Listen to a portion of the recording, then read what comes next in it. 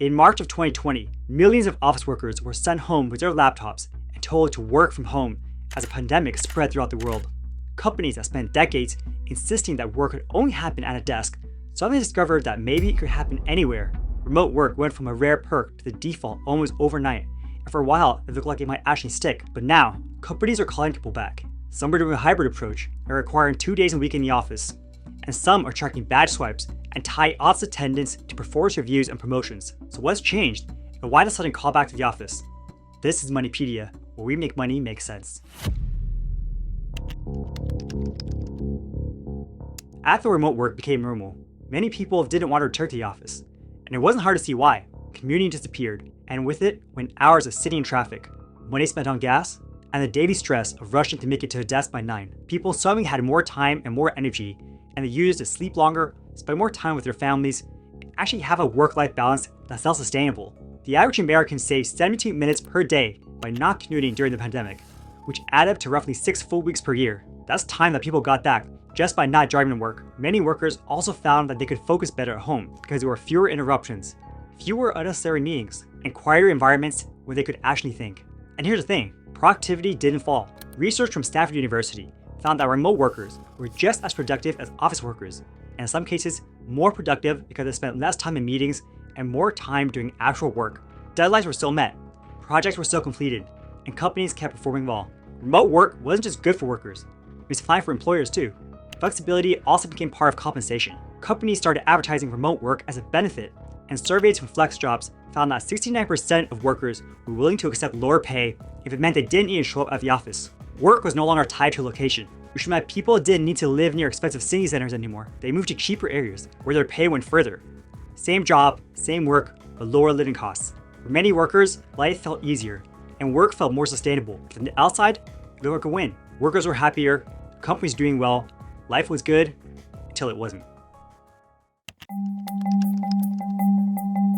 Companies didn't force everyone back right away. Many started with hybrid work, where employees came in 1 or 2 days a week. And for a while, that seemed like a reasonable compromise. But over time, the rules became stricter. Some companies now require full return to office. Attendance is tracked, and missing office days can hurt performance reviews, bonuses, and promotions. From a manager's point of view, remote work faces problems that are hard to ignore. It's harder to see who's actually working. It's harder to measure effort, and harder to manage people when you can't physically see them. Managers often link being seen with being productive, because that's how offices have always worked. If someone's at their desk, they must be working, and if they're not visible, then who knows what they're doing. Companies also say innovation suffers without offices. The argument is that fewer hallway conversations means fewer spontaneous ideas, and less whiteboarding means less collaboration. Research suggests that remote work is good for execution, but offices are better for early stage teams, research and development, and product collaboration, where people need to iterate quickly. Training junior employees is also harder to do remotely. New hires learn by observing senior employees, asking casual questions, and picking up skills through proximity.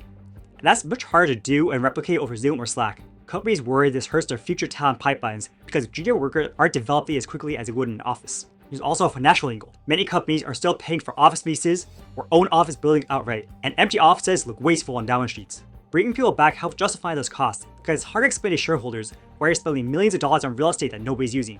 From leadership's view, return to office is about control, culture, training, and long-term company health. It's not irrational, and it's not just about power. These are legitimate concerns that executives genuinely believe matter. The problem is whether those concerns actually hold up.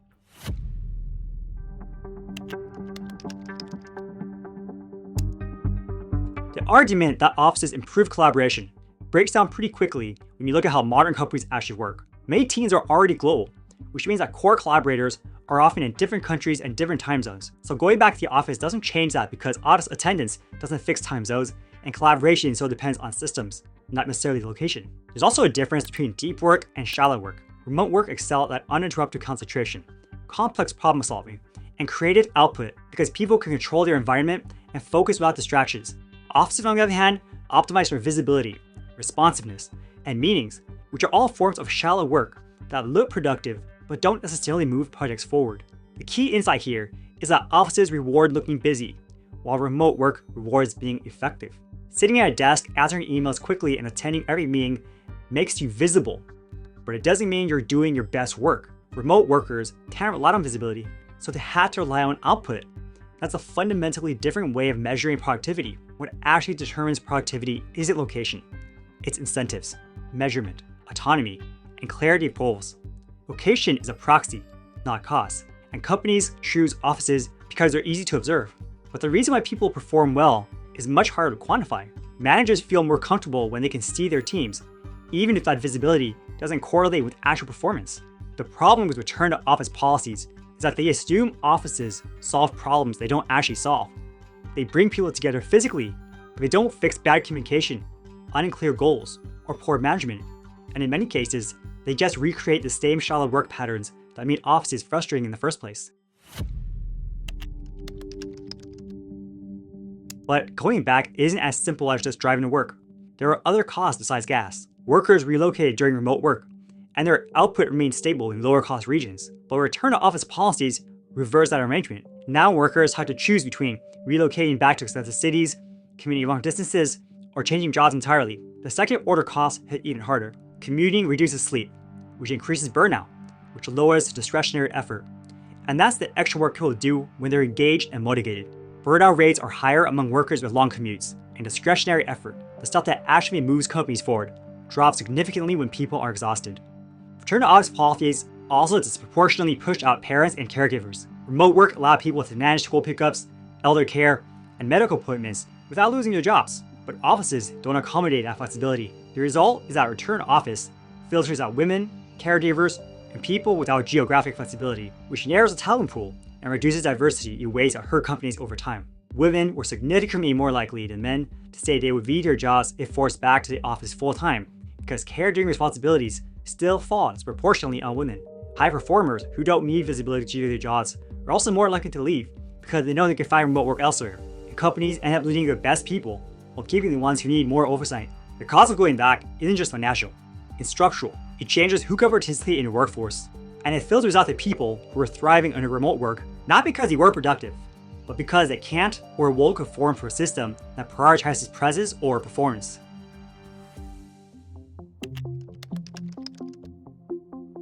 When you look at who benefits from return to office, the pattern becomes pretty clear. Senior management wins because they gain more control and visibility over their teams. Middle managers win because managing remote teams requires different skills, and many of them are more comfortable with traditional oversight. Commercial real estate owners win because empty offices are bad for property values, and cities with office-centric tax bases win because they need more workers spending money downtown. The losers are knowledgeable workers who gave up commutes and expensive housing, global talent who don't get near office hubs, parents and caregivers who need flexibility, and high performers who don't need visibility to be effective. Return to office advantages one group while disadvantaging another. This isn't a conspiracy. It's not about evil executives trying to make people miserable. It's about incentives. The people making return to office decisions are the same people who benefit most by having everyone back in the office. And the people who lose the most from these policies don't have much say in the decision. Remote work did not fail. Productivity stayed strong. Many workers became happier, and companies continued to perform well. Return to office did not happen because remote work stopped working. It happened because the balance of power shifted. During COVID, workers had more leverage. Companies competed for talent. Job openings outnumbered applicants, and flexibility was a perk employers offered to attract people. Now, layoffs have increased. Job openings have declined, and employers have regained power. When workers have leverage, flexibility expands. And when employers have leverage, flexibility shrinks. Remote work showed that workers could be trusted to do their jobs without constant oversight. Return to office shows that many companies still prefer control, even when trust would work just as well. This debate isn't settled, and it won't be settled by productivity studies or arguments about innovation. It will be settled by who has leverage, the workers or employers. Until the incentives change, flexibility will expand and shrink in cycles. And right now, we're in a contraption. So the question isn't whether work from home is over. The question is, how long until the cycle turns again? The flexibility debate will keep cycling, but your financial security doesn't have to depend on which way the wind is blowing. But here's what you should worry about more. The same companies calling people back to the office are also figuring out how many of those jobs to be replaced by AI. If you think losing remote work feels bad, wait until you see what's happening to jobless cells. So watch my video on what happens when AI can do your job better than you to understand why workers might never get that leverage back. This is Moneypedia, making money make sense.